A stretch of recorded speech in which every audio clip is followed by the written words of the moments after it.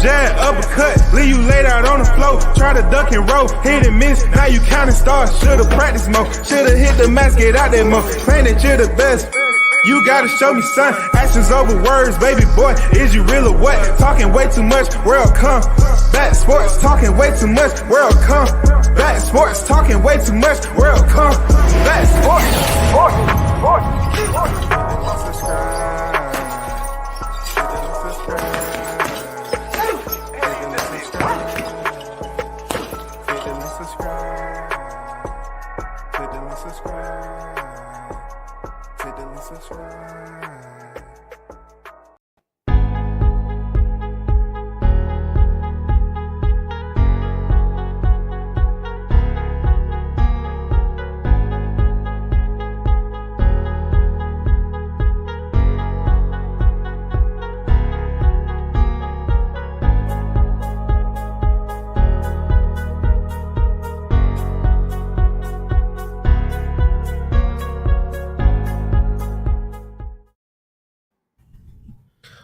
And you're tuned in to World Combat Sports. Salute to each and every one of you, especially the WCS supporters as always. Give me a minute to get this other part up. Hopefully everyone is doing great. It's not going to be a long one, y'all. It's not going to be a lengthy live stream tonight. But I do have a couple of topics I want to mention. I was going to speak on the John Casimiro in length. You know what I'm saying? I might still do it. I'm not sure. But I want to start off and get the TRILLER situation out of the way. I mean, big news, breaking alert. TRILLER is doing big things. How do I know this? Because they're not afraid to try new styles of combat sports. And they're paying pretty decent too. You know, I talked to Michael Seals, you know, a top-ranked professional boxer. Has challenged for the title before. He went in there and fought Michael Perry in a triad combat. And they was offering this man all types of incentives. Not everybody is willing to go in there and compete in a different type of combat format. You know, you was able to clinch with one hand and punch with the free hand, and the ring size is different. The whole structure, the entire structure of the ring for which you compete is different. So hearing that they purchased majority interest of BKFC is huge. That's big. David Feldman, he did what he set out to do. You know, you build something and building, and then you get someone like TRILLER who has the money, who has the financial backing. They purchased the majority interest, probably like, you know, it has to be over 50%, you know, 51%, whatever. I don't know the details, but they purchased it for an undisclosed amount, people. That's huge. Because BKFC, believe it or not, has been on their rocket pack. You know, they have launched, you know what I'm saying? They have had momentum going in a very discreet manner. People haven't been paying too much attention because they don't know how to. You know what I'm saying? You see, that's where it comes into play, where you have to explore other avenues when it comes to combat sports, because you have former UFC fighters, you have former boxers. You even had Chop Curley. Shout out to Chop. He even competed in there. Paulie Malignaggi competed in there. You know, I can go on and on and on. Tay Starling, Killer B, started off boxing. Now she's a star in bare knuckle fighting. Man, Hector Lombard, he was a UFC star. You know what I'm saying? He's in bare knuckle fighting. Chris Levin. You know, there's plenty of boxers that are now, you know, venturing over to bare knuckle fighting, because it's 5 rounds max. Females and males now, they're on the same. See, this is what I'm talking about when it comes to pay. 5 rounds, 2 minutes apiece. That's for the male and female. 5 rounds, 2 minutes 2 minutes apiece. Put your lead toe on the line, and the referee say knuckle up, and it's time to fight. Love it. Love it. Now they have the money behind them. Stand by. You know what I'm saying? You know why? You see promotions like the UFC get purchased for 4.0 billion. You see bare knuckle fighting have a majority interest such as Triller behind them. You see all of it, right? That's called growth. That's called being organized and structured. When you organize and structure, and you just, you're not out here running amok for decades. You can have individuals that get behind you and pay you that attention. You know what I'm saying? You can have individuals that pay you the attention that you need. You know what I'm saying? I mean, that's real big. It's absolutely real big, man. I'm trying to find out, like, if there was to be a plan for boxing. It's no plan. They're going to always have separate networks. They're always going to have separate, like, I'm not saying no one can purchase a certain promotion. You know what I'm saying? But what are they looking to gain in purchasing that promotion? Like, even the Zone. The Zone has struggled. The Zone was a fledgling streaming. It hasn't done too much, even though it has billionaire behind it. But the one part about it is that boxing isn't a single entity. You know what I'm saying? I say it all the time. It doesn't have a president. When people say bare knuckle fighting, they know David Feldman. When they say Bellator, they know Scott Coker. You see UFC, they know Dana White. And the list goes on and on and on. So big shout out to Triller acquiring. And some of these boxes, I'm telling you, I was talking to my boy the other day. I said, man, you better go over there and get that Triller money. You better go get that Triller money.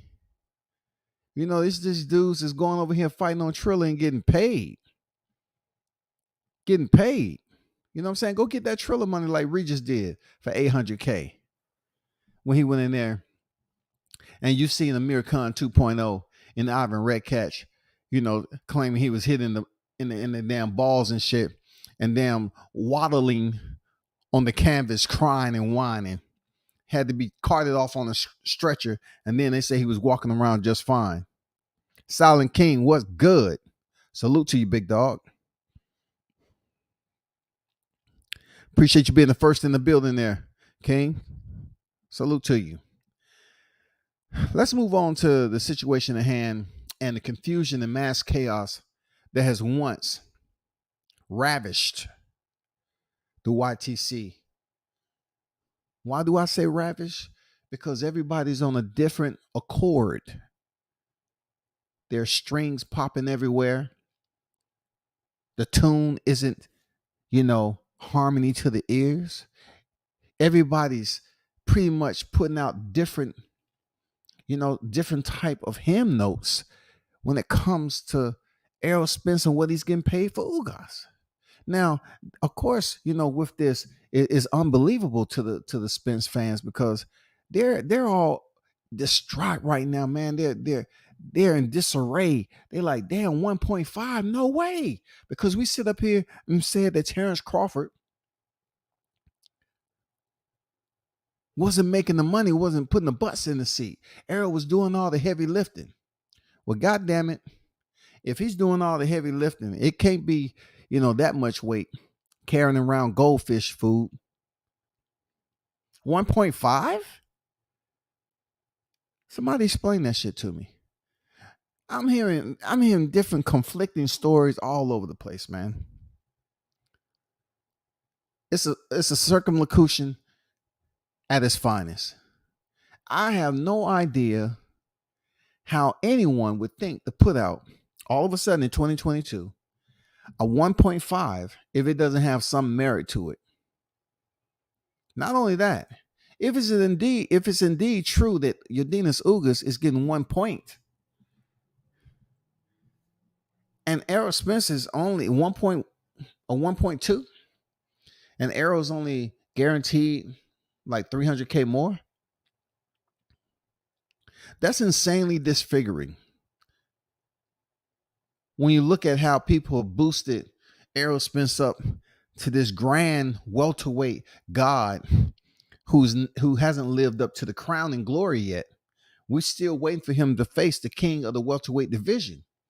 We're still waiting on him to get that step, but yet he's obliging everybody else. He obliged Mikey Garcia, who didn't have a belt. He obliged Sean Porter. Fought Danny Garcia. Now 1.5 Mike is the guaranteed purse with money on the back end. See, this is where it all goes wrong at, right? You know, I was chopping it up with a friend of mine, right? And I was saying to myself, I was like, of all the fighters over there at PBC that was on deferred payments, I'm very, very curious to know if Errol Spence is owed money. I want to know if Errol Spence has received all of his money. Because I'm going to tell you, this is not a sham in what you're hearing about the PBC and people not getting paid. It is absolutely reality, allegedly. It's absolutely reality, y'all. When it comes down to what Errol Spence is supposed to get on that back end, and they're pretty much saying, you know, Udenis Ugas, Errol Spence could potentially be a 50-50 split. And then you have individuals unsure of what they're reading, but say it could be possible. If it is indeed possible that Errol Spence said, I will noblesse oblige Udenis Ugas for 50% on the back end, something's seriously wrong, because until this point, you know, people was up here throwing numbers around when it came to Crawford. I better not find that Udenis Ugas is getting 50%.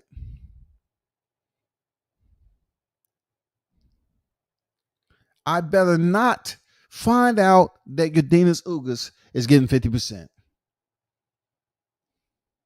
It's going to be mutiny on the bounty.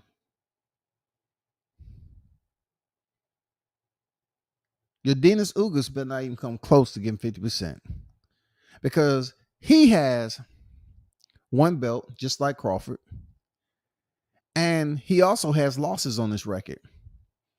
But one crown and glory to Udenis Ugas is that he has Manny Pacquiao. You know, he has Sean Porter, who's a common opponent of Errol Spence, and Terrence Crawford. So therefore, if that is all he needs to wager an equitable percent on the back end of the PPV, then there should be no question if it indeed happens. Because I'm tired of talking about this soap opera, right? You know what I'm saying? I'm tired of talking about this Spence and Crawford soap opera. But now it becomes a little bit of a mystery if Udenis Ugas is indeed getting 50%. And then I have to look at it like this too. Let's just say somehow, some way he makes it to the fight. Let's just do hypotheticals, right? Let's just say Errol Spence makes it to the fight, which I truly don't believe is going to happen. You know what I'm saying? I truly don't believe he's making it to the fight.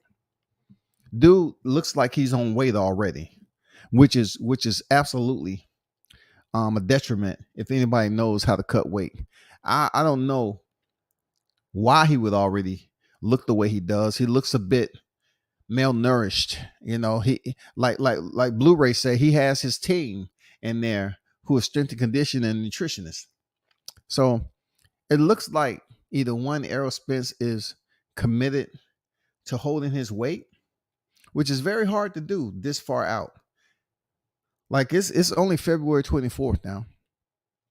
And all my black people know this is the month that was inserted into our history.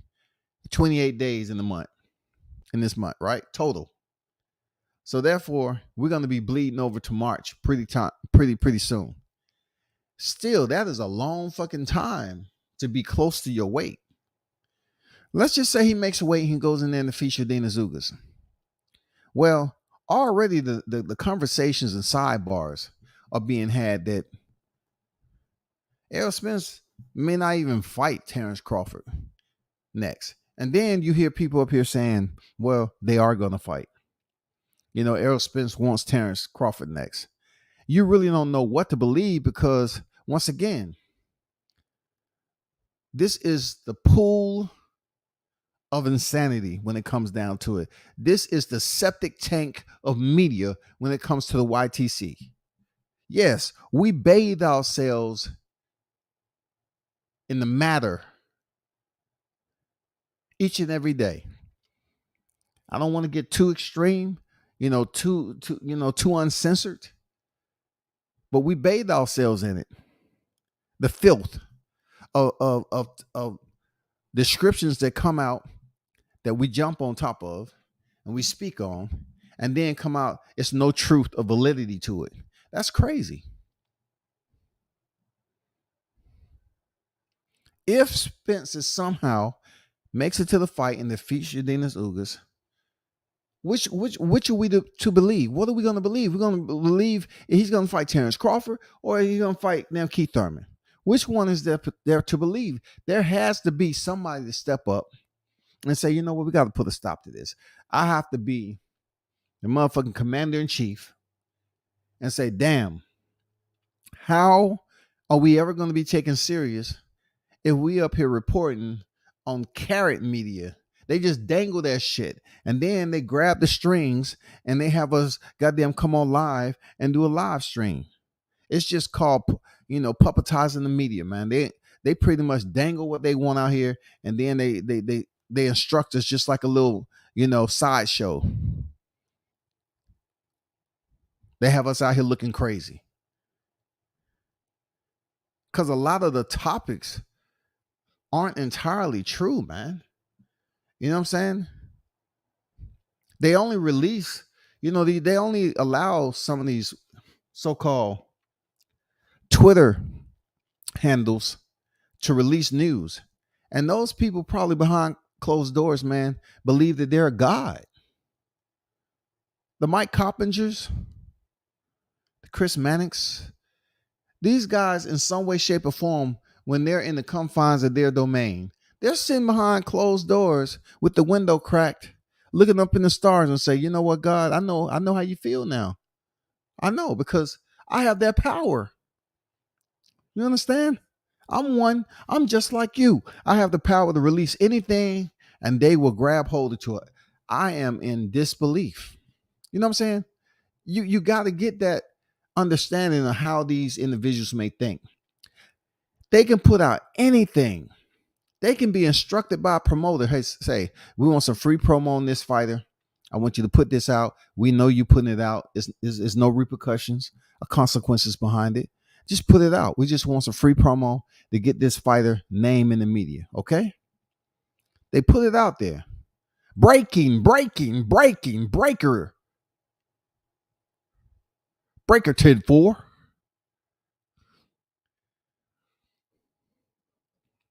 It's almost like springtime coming in. You get that brisk of wind.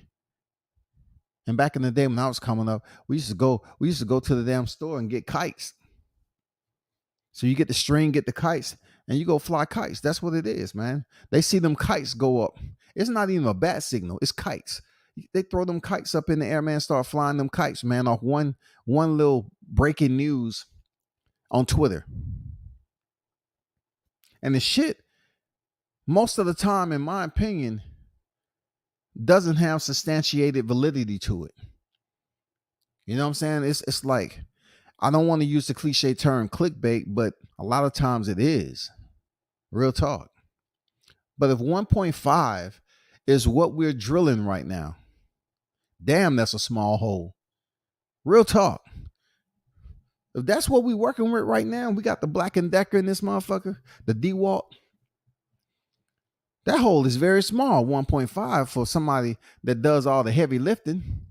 and got Al Heyman behind him. That's minuscule, don't you think? They're Errol Spence and Errol Spenceaholics. That shit is crazy, bro. Speed of light. What's going on with you, man? Appreciate you pulling up. In the motherfucking building. What's going on, WCS and the players? Salute to you. Appreciate you pulling up. Real talk. King say, yeah, I was shocked when I saw that. But makes sense due to the fact that people are tired of PBC's bad PPV. They need to give us the fights we want.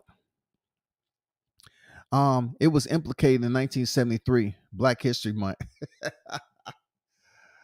Oh, I really did ask for a history stamp.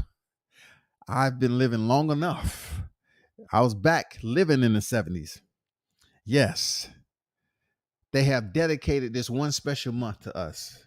And we keep on thriving and growing and advancing. Trap Media in the building. What's good with you, bro? YouTube media's majority clickbait. At least I have someone that's on accord with me. That's all I'm saying. That's all I'm saying, bro. I just look at it like this, I had to make a couple of phone calls. I said the only one that can get to the bottom is Ice-T. You're talking about an individual who made a song, FTP.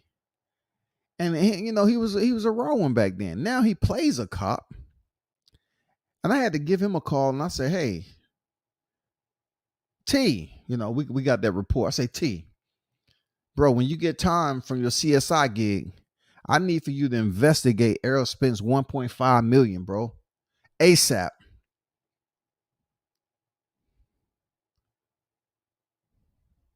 This does nothing for what the narratives have been pushed about. He does all the heavy lifting. He put all the butts in the seat. Man, he ain't putting shit in the seat with 1.5. I mean, obviously he's not sitting in a seat over at PBC. They having Errol Spence drive up to a window and he can't even see inside that motherfucker. He just has a voice. He just hears a voice. Hi, my name is Al. Now, your next fight is going to be much lower than what you expected. And you're going to catch some riffraff, but we owe people. We don't owe you because you're going to get your money. We don't owe you. It's an investment. All right? Say it. Investment. Don't hey, stop it. Don't give us attitude, Spence. We'll put you on the shelf quick. Say investment. There you go. There you go. That's what I like to hear. Hey, listen, y'all. You know what's so bad about PBC? Is that you remember when Floyd Mayweather, once again, I'm up here chopping it up with, I'm very curious to know about the situation with him and Logan Paul, right? So Logan Paul never got paid. That ain't allegedly. That's true. So do you know the fight he was having in Dubai with Money Kicks, the kid of the billionaire?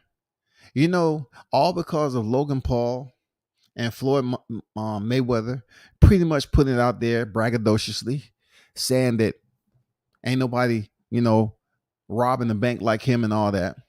The fight with him and Money Kicks are off because they really don't know if Floyd can be, depended upon. So obviously word is traveling now. And this is a real deal about PBC being in trouble and Floyd not paying out the money to Logan. And for what I understand, he owes him 10 mics. If they did, like they say, PPV over 1 million, then guess what? Somebody got paid. And somebody should have got paid. And that's my whole deal. Like, if Floyd owed these people money, what is it, dog? Is Floyd really, like, does he have to kind of, sell some of those cars? Is his money tied up in liquid assets? Does he have money in the bank to the point where he's feeling comfortable? Because look, this is one of the only times I ever even put this out here, this social media. I'm just curious though. Like, you have Errol Spence getting 1.5, and then you have Money Mayweather attempting to go over there to Dubai and fight a little youngin who only had 2 professional fights, and it's canceled. It's been delayed or postponed. So that tells you the shit is real. And if indeed the story is that these fighters over PBC aren't getting paid when they're supposed to, and it's pretty much being called investment and deferred payments, we have a problem, y'all. We have a motherfucking problem. Somebody's been lying. And it's hard for you to go on these debates, these panels with the Spencerholics, because they so intoxicated with the same storylines all the time. You know what I'm saying? It gets over and over. You know how you go to the happy hour? You go to the happy hour at the same spot all the time. If you go to the same spot and drink, you're going to see the same drunks. You're not going to see anybody. And then when somebody new walk in, let's just say a female you ain't never seen, she might be passing through and somebody told her that was a spot. Everybody's just zoned in. Oh, shit. About damn time. I'm tired of seeing these motherfuckers every time I drink. The same motherfuckers telling me stories. We got some new eyes in here. Cool.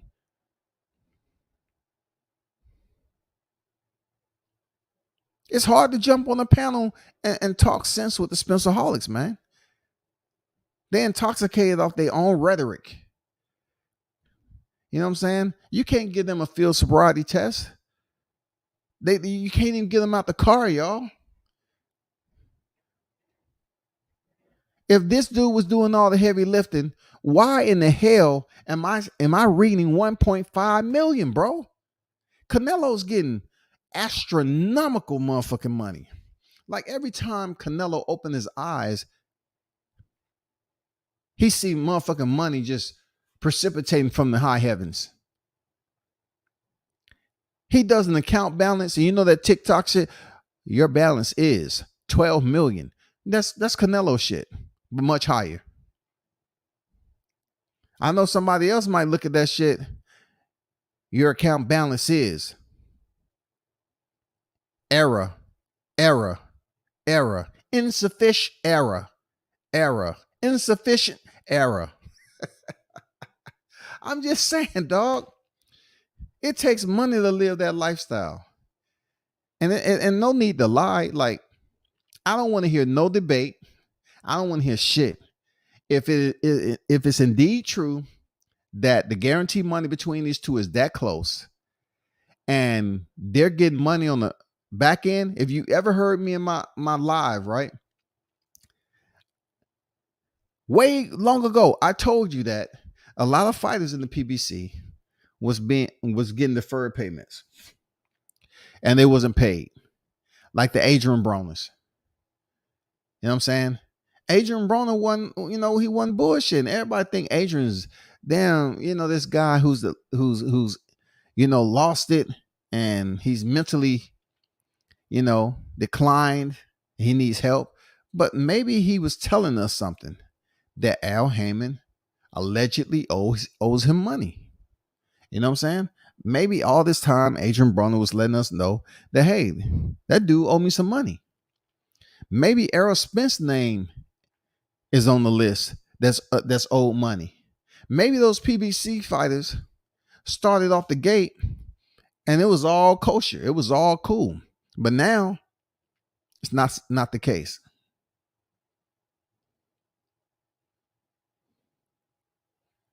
Now it's not the case, bro.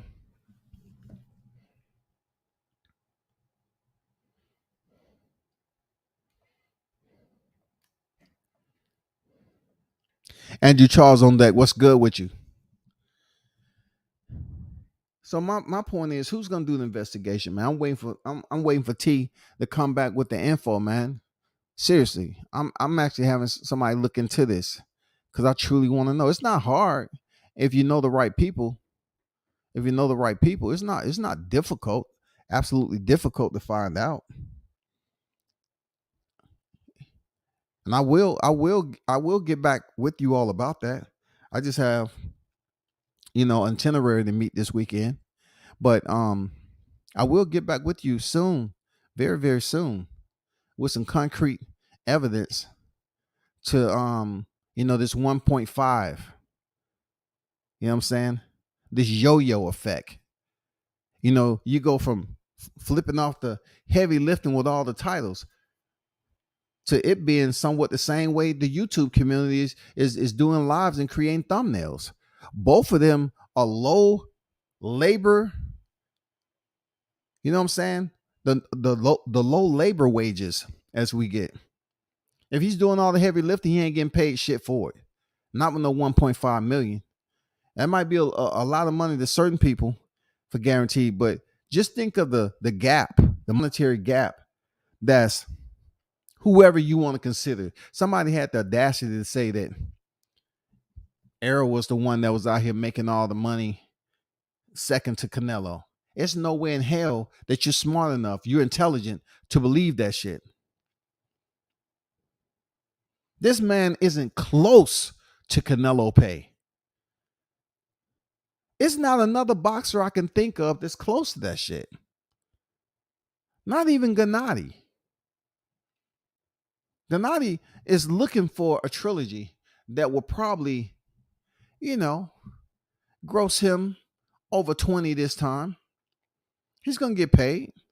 If Caleb Plant got 10, Gennady's gonna definitely get, been in there twice already. He's gonna get paid handsomely. He's gonna get that posturepedic type of, incentive. So he's gonna be happy. But there's no other boxer that comes close. All of them in the same motherfucking classroom, sitting at the desk, waiting for Canelo to come through the door so they can jump up, raise their hand and say, please, Canelo, me. That's what they doing, real talk. They throwing their hand up in the air just like a good old student. Please, Canelo, please. I need it, Canelo. I've been such a faithful fan of yours. Wasn't Errol Spence the one that was asked who's the top pound for pound? And he said that shit very, very, distinctive. No hesitation. Canelo. Now, who am I, WCS to say that Errol Spence might have been clout chasing? Matter of fact, I'm gonna say he's clout chasing, dog. What about Charlo? At one point in time that the Charlo called out, Mar Charlo called him out. Clout chasing. Do you truly want the fight? It must not be interesting, you know what I'm saying? It can't get done. Are they fighting or not? Is he fighting Charlo or is he fighting Bivol? You know who is making a move that Charlo isn't making? That pretty much brings a smile to my face is Demetrius Andrade. Demetrius Andrade, man. He's about to fight for the interim WBO super middleweight title. That's a move. That's putting yourself in place. This ain't no franchise in the WBO. Look, if the WBO comes up with a belt that significantly holds the precedence of a franchise, the WBC franchise, I would stop covering boxing for an entire year straight. Because Demetrius Andrade had the opportunity, if he goes up there and win, if Canelo stays a super middleweight, he may be able to get his shot by picking up this chip. That's very interesting, right?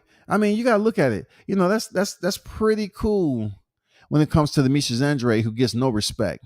You know what I'm saying? He's almost like the Rodney Dangerfield of boxing. He gets no respect, bro. But for him to move up to super middleweight and challenge for a WBO interim super middleweight world title is awesome. Big salute to Andrade, because he's not one of my favorite fighters. But yeah, he's making moves. I like it. I like that. I like that command decision. I like whoever was able to place him in that position. I love it, man. I like he's going for it. For real talk. Demetrius Andrade is going for it. But then I have to stay on topic and say, what is Errol Spence going for? With that type of pay, really, truly, he needs Crawford. Errol Spence needs the fuck out of Crawford. Everybody want to look at AT&T. Everybody want to look at him fighting in his living room in Texas. It doesn't matter. You can fight there all you want.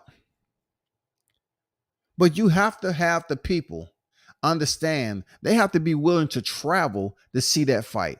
They have to be willing to break open their wallets to purchase the fight. They have to. They have to give you that vested interest there, Errol, for you to start coming close to solid numbers to say, you know what? You're the next cash cow. You're legitimate. But in your case, Errol, you're going to have to combine the money that you're making, and you're going to have to bind the credentials that you need. All these people, I heard Chris Colbert said today that titles don't mean shit. Legacy. Okay, black fighters. You keep on talking that bullshit. Go right ahead. You keep talking that bullshit, right? And not really paying attention to what's going on. Keep talking that bullshit. The titles don't matter. Keep talking that bullshit. And before I'm in the grave, I'm gonna see your ass come back to boxing. Doing an exhibition bout. That's how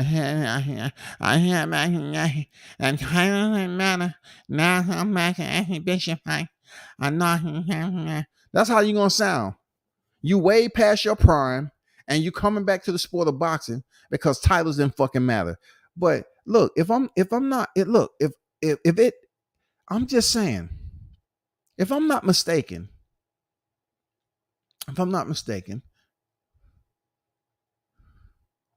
the titles that Canelo had is 60. When he made him move up to 68, it was for a title. When he made him move up to 75, it was for a title. When he dropped back down to 68, it was for titles. Then he ended up unifying for some titles. Which one is it? Canelo seems to think that titles combined with legacy equals what? Titles combined with legacy put you in the all-time great status. It can be plenty all-time greats, but titles contributes to legacy, and they put you in a position and conversation where people are going to say, that's an all-time great right there. Real talk. Hall of Famer, all-time great. He's one of the all-time greats. That's what they're going to be talking about. But I'm hearing too many of my people, these black fighters come up here talking about titles don't fucking matter. Are you stupid? You have to understand championships brings prestige. Why are you coming for the amateurs to professionals and you haven't even did anything yet, Colbert? And then you sitting up here passing the message like legacy, money and legacy mean. We have to break out this money shit. What's going to make you money? A motherfucking title. And with a title is what? It should bring more people to the damn dance. Stephen Fulton ain't thinking like that. He's unified champion. He ain't thinking the titles don't fucking matter. Teofimo wasn't thinking his titles doesn't matter. Josh Taylor sure enough don't think that way. It's plenty of individuals, especially those guys at bantamweight. You want to talk about damn multiple weight divisions of champions that's at bantamweight right now. Master Inoue, John Casimiro. There's plenty of people down there with titles. Nonito Donaire. Please stop saying titles don't matter, because you have to have titles to extend. People want to come see your value, your appraisal in boxing. Why you keep up here and think it's all about the culture all the fucking time? People want to see you compete as a champion. They want to see how you can further add these badges to your chest plate so we can further celebrate you. What the fuck are you fighting for? Why would you pass the message out here that titles don't fucking matter, dog? Why do I hear about these guys having all these legendary sparring shit like Errol Spence and what he did to Adrian Broner and Floyd Mayweather, but yet he's been very, very optimistic in making a move to a higher division. And he doesn't have that long left in his boxing career. Why are these cats like Sean Porter, who pretty much is being praised for what he did in the amateurs at a higher weight class, but yet he's content to sit up here at welterweight? While you see Canelo, once again, I know it's plenty of people that don't like him. I'm using him as an example right now because how can he do it, but yet nobody else has the confidence to do it? Is this man going up in weight classes and challenging these people and say what the fuck you want? It's getting done. So if it's fucking easy for him to do it, then why isn't it easy for you to turn the key and press the motherfucking gas and do the same thing? I don't want to hear shit about race. Not in this particular subject. I'm just trying to see if Canelo's able to maneuver and go up and get titles, why isn't it an option for these other fighters to do the same? And for Canelo, why is he moving up and fighting for a title if titles don't matter? Obviously, titles matter to him because this man is getting paid an incredible amount, a monetary surplus. Woo-wee. Look, it's certain people going to the dealership and getting cars. Canelo is going up here to a private horse auction and buying motherfucking Clydesdales and show horses. $1 million plus horses.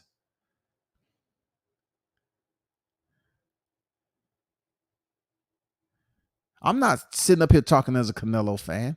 I'm just giving you the as much authenticity as I possibly can when it comes to why we are sitting up here bigging up Errol Spence as being this cash cow, being the one that putting the butts in the seat, and the breaking news alert, alert, alert. He's getting 1.5 guarantee. That's pennies. That's goldfish food, dog. That's not big fish food. That's goldfish food.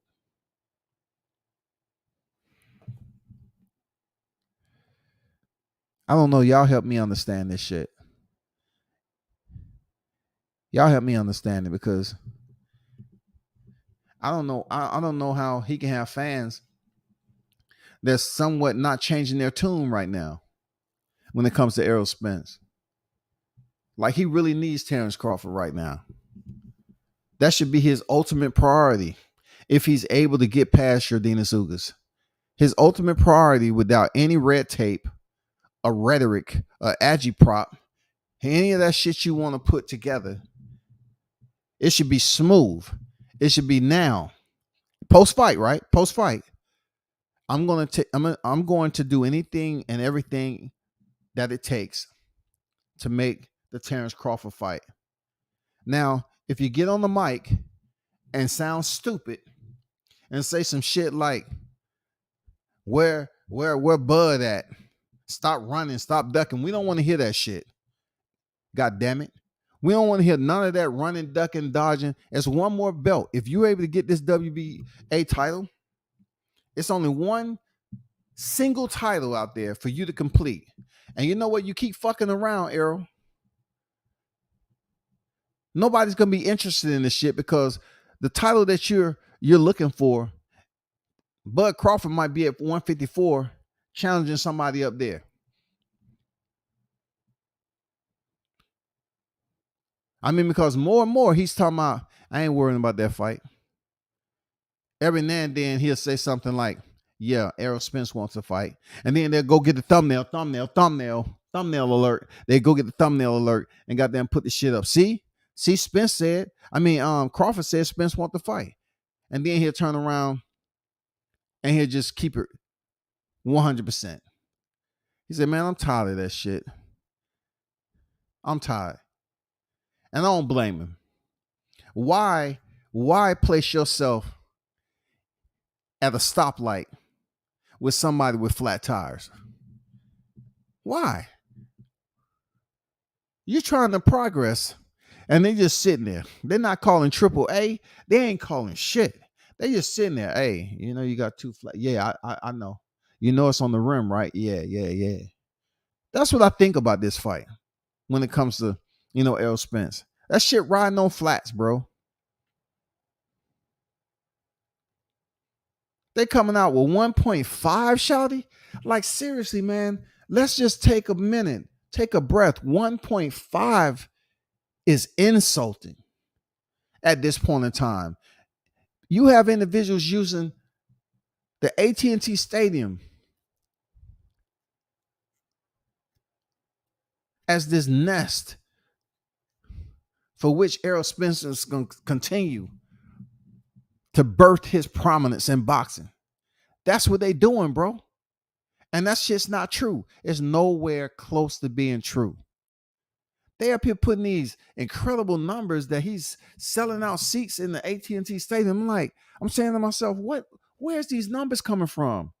Where are these numbers at, bro? Like, help me understand what the numbers are.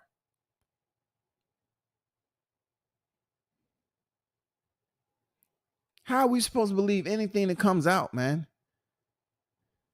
And some of y'all that keep on saying that he's selling out that arena need to stop being untruthful and hold yourself accountable for lying. When has he sold out that arena? Anybody that's up here saying that he sold out that arena, you need to stop, man. You need to pretty much understand the magnitude of what you're speaking on. You're trying to say he has fought a Mikey Garcia and he sold out AT&T. Like I say to everybody, did he sell out the allotted tickets or did he sell out the arena? It's a difference. If your capacity is 10 to 15,000 and you sold it out, great. That's pretty decent. But the capacity of the stadium, if it's 75, 80,000 per se, that's not selling out the arena. That is just language that's out here. When you hear people speaking on it, they want to cascade it with he sold out AT&T. He did not. He doesn't have it. He doesn't have that to sell out the AT&T. He doesn't have it. Who's going to be his opponent? Who? It's been nobody that can come close to doing that shit. Not at all. The only person that can get them high numbers up in there, and I seriously doubt with the smarts that Terrence Crawford and his team has, why would they go over and fight Errol Spence in his backyard? He doesn't have to do what Errol Spence did when he picked up the IBF. Please. He doesn't have to go over there and oblige, And Crawford doesn't have to go over there and oblige Spence. They can fight somewhere neutral and see what both of them has. They can go to somewhere like Vegas, go to NYC, go to the MSG. It's plenty of places they can go. But definitely, I can tell you right now, if I'm assuming what Terrence Crawford and him and Bonac, if the fight ever comes to a median where it's close enough for negotiation purposes and they make that fight, it's definitely not going to be in Texas. Y'all going to have to get on the planes and y'all going to have to go see your boy fight. Let's see how many Errol Spence aholics are willing to get on that plane, get the hotel fee, and go up here and see Errol Spence take his first L. Put all that flight time in, you know what I'm saying? Damn near riding in the luggage section. Then you got to go, check in and everything. Go through all the press conferences and weigh in. Just to see Errol Spence get stepped on. I know that you really hate those words, especially when it's coming out of WCS. I feel you on that. It's not personal. I'm just saying I'm ready for Errol Spence to get stepped on by Crawford just like y'all are. I'm ready to be an aspirin to relieve all the pain and headache that you have. I am that guy for real. That's all I want to do. I just want to be that person to assist you on your journey to see Errol Spence get stepped on by Crawford so we can change the scope of YouTube. A lot of you are running pretty strong channels. I salute you. I salute the ones who's running strong channels. And don't ask me about the numbers. I can care less about that. But as far as content wise, you did some pretty entertaining live streams on Errol Spence Jr. Now, of course, when Terrence Crawford steps on him and then, move his, put him out like a cigarette butt, you know what I'm saying? I'm just curious to how many channels will still be active the very next day. I mean, I'm definitely going to be up here. I'm going to grab my surfboard and I'm going to hit these social media waves and I'm going to say, let me see if this channel's still up. Nothing. Damn. Let me see if this channel is. Nope. That channel. Nope. Nope. Look, it might be people putting their damn channels up for NFT, trying to sell their channels off. It comes with 10,000 subscribers. All right. A plethora of thumbnails. All right. And a box of chocolates. The box of chocolates. Just put your money. It's well worth it. It could be all yours. I'm no longer interested in speaking on boxing on YouTube because Errol Spence, just the way he went out, that was right. I had to deactivate my channel. But I'm giving you everything. The viewers, the receipt for what I paid to get the extra subscribers, and the box of chocolates. Because you never know what you're gonna get.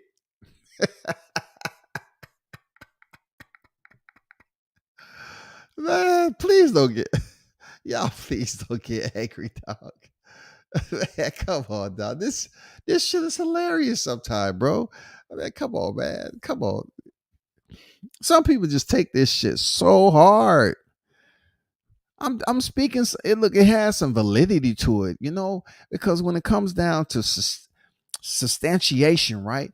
You hear one channel saying this, about the 1.5, and then you hear the other channel saying, what they have to say about the 1.5. You have these people over here saying 1.5, it can't be true, unnecessary, and then you have somebody else, several people that saying, yeah, it is. It's possibly the truth, this, that, and the other.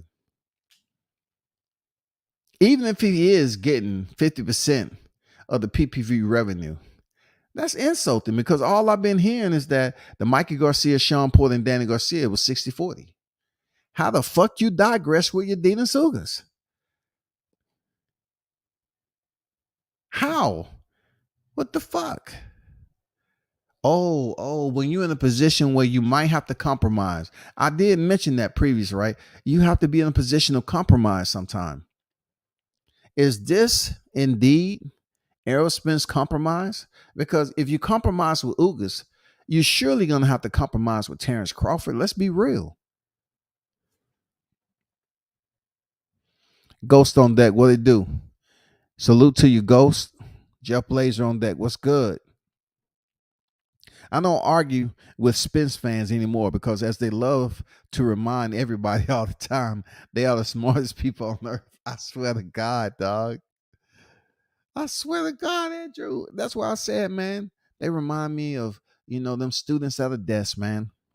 They so eager to, they put their hand up in, they want to damn answer everything that you might have. They want to be the first. Canelo, please pick me. Please give me a hall pass. I just need one hall pass, Canelo, please. And then you have the crew of defiance, man. Where anything you say about a Texas fighter, these guys get seriously upset, man. Jeff said, I'm a hardcore Spence fan, but Adrian Broner sells more than most welterweights. Yeah, but right now with AB, one thing I respect about him is always being the same dude. Even in losing, he keeps the same energy. I like it, but it'd be a hard sell for him to do better numbers than Spence right now. That's just me. These guys don't promote themselves a lot anymore. Boxers back then were more entertaining and skillful. And also you have to add this, Jeff, too, that the press conferences was much better. You know, we see these foreign countries where they be having face off and these guys be throwing punches. What the fuck? Did they tell them ahead of time that it's okay for you to put hands on your opposition and knock them out before the fight? Are they fined? Is this just to sell the fight? These guys are punching their opponent with no gloves on. The same way Riddick Bowe did Larry Donald. No gloves on. Pop pop. Derek Chisora type shit. The press conference today is bland, man. You know what I'm saying? They're boring as hell. I mean, we was treated to a Tony Harrison, Jamel Charlo. I loved that press conference. I'm not gonna lie to you, I loved it.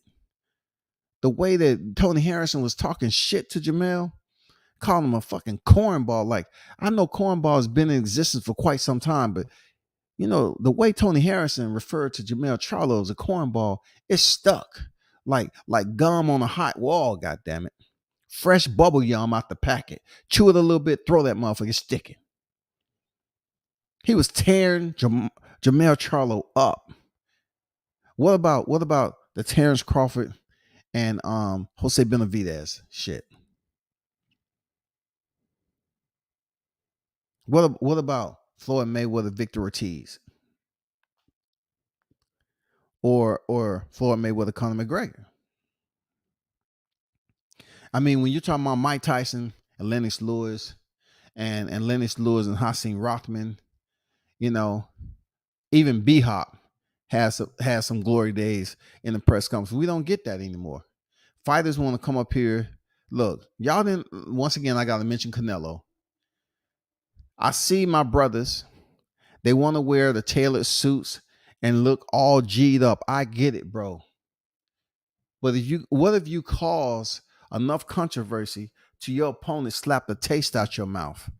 You're gonna have the same limited reach as Caleb Plant did when he attempted to slap Canelo Alvarez. You don't walk into a fight with a tailored suit on and think you're gonna get full range of motion. God damn it, you're absolutely not. You see what Canelo came with? Canelo came with a short sleeve, 3-button shirt, slacks. He said, "I'm good. I'm good. I wish you would swing." He came dressed for the occasion. You know why? Because he knew he was going to push Caleb Plant. He knew it. Go said Triller making big moves. I like the fact that BKFC is publicly saying they're approaching Francis. Word on the block is 8-figure pay, 8-figure per fight. The one deal about Francis is the current, if they plan on, I mean, like, who are they tending to match him up with over there that has his experience, first of all? Because in order for them to sell a fight of that magnitude, they have to bring in somebody like John Jones, right? Okay, John Jones is currently retired. I do this. I appreciate Ghost bringing this up, right? So therefore, for them to make a mega fight that the UFC couldn't have made, seriously, you have two individuals that's feeling some type of way about the UFC, right? You got John Jones. He's busy getting in trouble outside of the cage, and he's retired. And then you have Francis Ngannou. Francis Ngannou has made it perfectly clear that he has issues with what's going on with the UFC pay, and he want to get paid. So therefore, I believe he has one more fight on his contract, I believe, and then we'll see what happens. But what better fight to happen than Francis Ngannou maybe fighting John Jones in BKFC? Who else can you bring in there that has the notoriety to fight Francis Ngannou? Nobody wants to see Stipe. No one wants to see Derek Lewis, who was just knocked out by Bam Tuivasa. Um, who's big enough? Who's big enough? I'm trying to see who's big enough. It's definitely not Ryan Bader. Not Chemo. I mean, I'm just trying to think. It's not Fedor Emelianenko, even though Fedor can still come in that motherfucker and go up against Francis Ngannou and bare knuckle and sell the motherfucking spot. Real talk. But Francis needs somebody that has equal notoriety right now, because he's established, man. He's a champion. He's the reigning defending heavyweight champion right now. It would be, look, it'll be on a grand scale, bro, if BKFC can pull this shit out and bring John Jones over to the BKFC arena. Oh my goodness. That would be the biggest fight that the BKFC ever had if they're able to pull this off. But we don't know what John Jones' sobriety is like right now.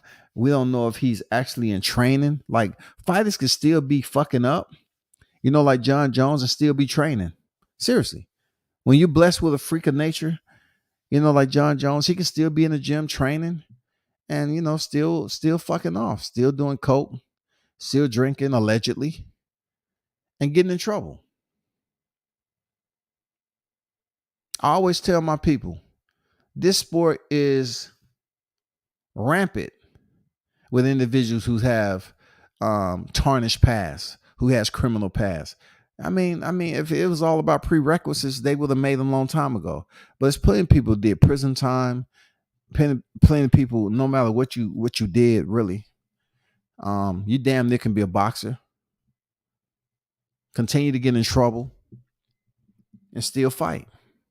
And we've seen it over time and time again. So let's not just look at John Jones as he's an anomaly for what he's doing. No, it's been plenty of fighters that do the same shit, get in trouble periodically here and there. I heard that Gervonta's supposed to have a court hearing coming up in March, supposedly this year. We'll see how that goes. You know what I'm saying? The Kovalev situation, the Billy Joe Sanders situation. You know what I'm saying? Charlo situation, Floyd, AB. I mean, the list goes on and on, bro. It's not just black fighters. It's not just white fighters. It's fighters in general. Trap me to salute my MX brother. My Mexican brother. What does MX mean? Enlighten me. Strung out John Jones still whoop your ass. Yeah, man. John Jones is a highly skilled, combat practitioner, martial arts practitioner. He's amazing. He's my favorite mixed martial arts fighter. Period. I don't sit up here and place it like it's a sanctification and I'm doing the baptism. I look at the sport for what it is. Now, that should have changed if he did something that was absolutely inappropriate. Like, when kids come into play. Now, I'm totally not supporting that shit. You know what I'm saying? But a lot of other shit that deals with criminality and offenses that he's going through. Hey, man, I've seen it all time and time again, bro. We seen it with Mike Tyson. Man, come on now. Man, we seen it from so many other people, bro. So that's where I'm at with it. Real talk. That's where I'm at with it. If John Jones is still in the gym while he's, he said he was coming from the Hall of Fame, which they didn't announce like they should have, but he had a little bit too much to drink if he was just drinking. And, he had butted a patrol car and they got mad about it. They got mad about it, dog. And the fact that John Jones say he hate him, they're going to always be looking out for him to fuck up. You know what I'm saying? Always. He needs to move. John Jones needs to move. If he's still in Albuquerque, New Mexico, he needs to move. He need to go somewhere else. He need to go to Omaha, Nebraska. He need to go to Wyoming, where there's probably like 2 or 3 black people up there. John Jones need to go up there. He needs some mountains or something.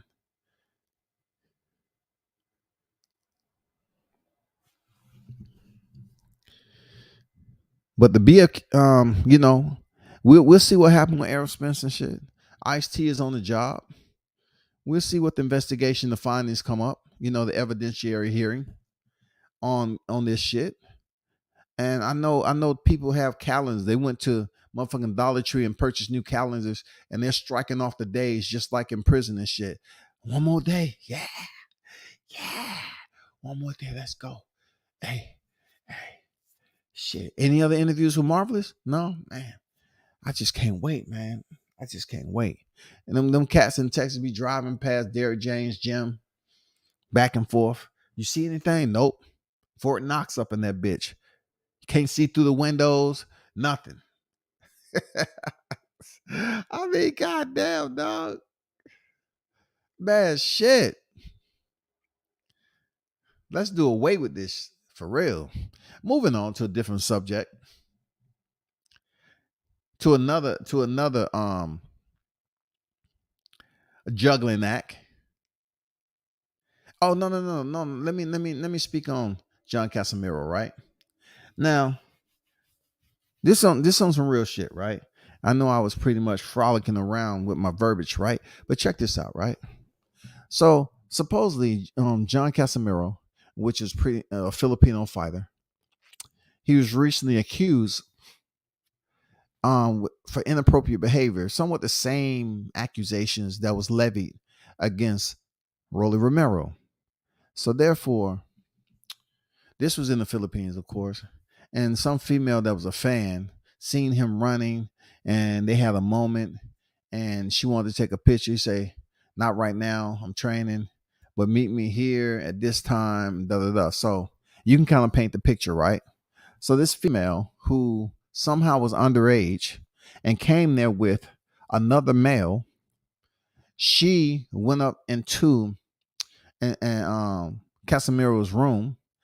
But first they was talking. She took the picture and everything, whatever. They was talking. And then supposedly, allegedly, Casimiro invited her in. Now, I don't know. Some people look at this from the outside looking in, but I can tell you from experience because I've been to the Philippines, right? So let's continue. So she made herself up in the room with Casimiro, right? And it was stated that she allegedly was sleeping at the foot of the bed. She was laying at his feet. And then he requested and asked her to come up there and lay by him. So at that point in time, I'm questioning. I'm saying, why didn't she bring up the age?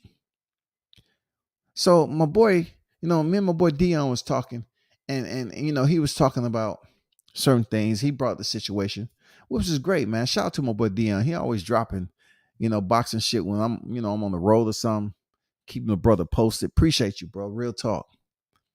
So this girl has a mouth, and she is allowing Casimiro to slowly weave himself into a web of deceit. And she ended up laying next to him. She said allegedly that he touched her breast, and then he touched her vagina, shit like that, allegedly. At that time, I'm saying to myself, why didn't you tell him your age if you was underage? So this is where I come in at. And if you Filipino, you can get mad about it all you want, but there's some truth to it. When I was overseas, I had the opportunity to go to the Philippines. And all the stories I was hearing before I went over to the Philippines was that you can get this lady for a low. For the low. They'll iron your clothes, fix your food, all that for the low. You can use your own imagination, right? It was people that had stories upon stories upon stories being over the Philippines. So with all the stories, you get curious. And when you were stationed in Japan, it wasn't nothing for you to be able to go to the Philippines. You know what I'm saying? Back then, we had a presence. The Marines, we had a presence in the Philippines. But also there was a story on them setting up military. You know what I'm saying? Trying to extort, putting them in a situation somewhat like John Casimiro. And then try to say, oh, we're going to tell you, This is an underage girl. You're gonna be in a lot of trouble. You're gonna be in Filipino jail, da da da, and extorting money off military service members. So me going over to the Philippines or shit, right? I had the opportunity to experience how easy it was to get a female over there. Very, very easy. And the Philippines has some beautiful women. Now, no way am I insinuating that all Filipino women are this way. No way. I'm just saying when we used to go over there, it was a lot of frequency going on between military men and Filipino women at that time. Once again, I did not say all Filipino. I said whatever ones that chose to be with the military men. And it was some military personnel that was placed in a predicament like Casemiro, and they was extorting money to my, oh, there's no way you're gonna leave here. You committed this crime, you raped someone. No, y'all send these females up in here, whoever you may be, and you put them in a position to have sexual intercourse, knowing good and damn well they're underage. Then when it happened, you make a big deal out of it. And usually it was young Marines that was over there. And we wasn't the only service that's over there. Okay. We weren't the only one. But these young Marines are panicky. They say, oh shit. The worst thing you want to go down for is rape. That's the worst. You don't want to go down for no rape, especially in a foreign country. Man, the military don't play that shit. But that's what was going on.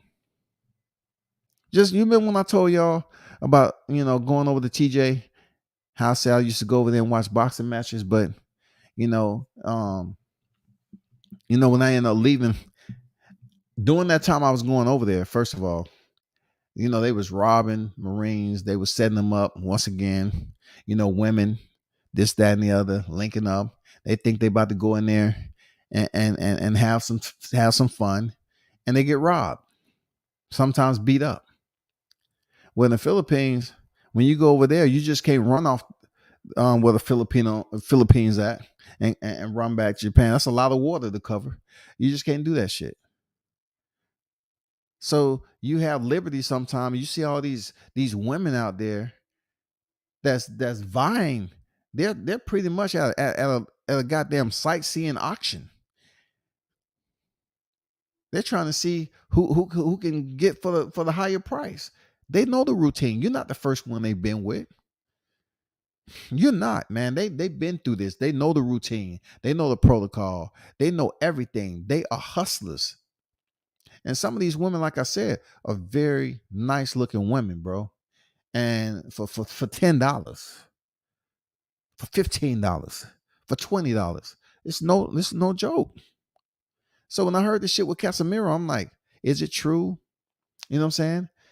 Is it true or not? Because he's Filipino. Did they try to extort him because he's, this boxer, this world champion, this 3-weight division champion? Did they try to extort him? I don't know, bro. But I can tell you from us being over there and being on those stomping grounds, I know a lot of shit that's went on. I know a lot of service members back in the day when I was coming up through the Corps, where you can get your permanent green card before you even leave Japan. If you marry a Filipino, they can get their green card and do all their paperwork before you get to your next duty station. So a lot of times they was hoping to go to California, and servicemen was going to California, and then they wife was dipping on her. Their Filipino wife was dipping on them. That's fact. The Filipinos, the one that got the rule changed with the green card, that you had to be married to your military spouse for a certain amount of years before you can even get your permanent green card. That's a fact. I lived it. I seen it. I wasn't married to a Filipino. I'm just saying, I seen this shit go down. I was in communication, so we used to receive messages. So I'm not too I don't know the whole deal with John Casemiro, if indeed he did that inappropriately, knowing she was underage. But I can tell you that through experience, the hustle is real over there, especially when it used to be thriving. Like when we used to have a president, when it used to be thriving, they used to be waiting for us to come over there. They used to be waiting, dog. And then you meet this woman, you have these young Marines that there's meeting these girls for the first time. They say, "Oh, she really like me. She's cooking me food. They're bringing you food, hot, tastes so good. They love you down. They keep in contact with you. Before you know it, you're like, I'm in love. Let's get married." If you marry a Filipino chick, you marry in a family, guaranteed. And guess what? When the message come out, you hear all the sidebar conversation. You know, so and so getting married to that Filipino chick he met over there on deployment. They do all the paperwork. She tell her family, "Oh, come on, I gotta get my green card. We about to go. We about to go. I'll see you in California." They go to California and disappear on their ass. Sometimes with the kids, or you go to your next duty station, wherever it may be. Filipinos love Cali though. They link up over there and they get each other jobs in the hospitals on base. Now, if that's not family unity, I don't know what is. But anyway, they go to California, and sometimes they stay there just enough to the point where if they know their husband is deploying, they'll wait till he deploy again. And when he come home to an empty house. That happened to a lot of people I knew. That was the biggest hustle. And until they got smart and they said, you know what, we need to really change up the rules on these green cards, because these women are going to the States and they're divorcing their husbands. They're going over to other Filipino, whatever that is, refuge, and leaving their family. Sometimes taking the kids with them. Sometimes, they just get there and they leave and leave the husband with the kids and everything. It was bad, bro. It was bad. Hey, you know what it is, man. I appreciate y'all for pulling up.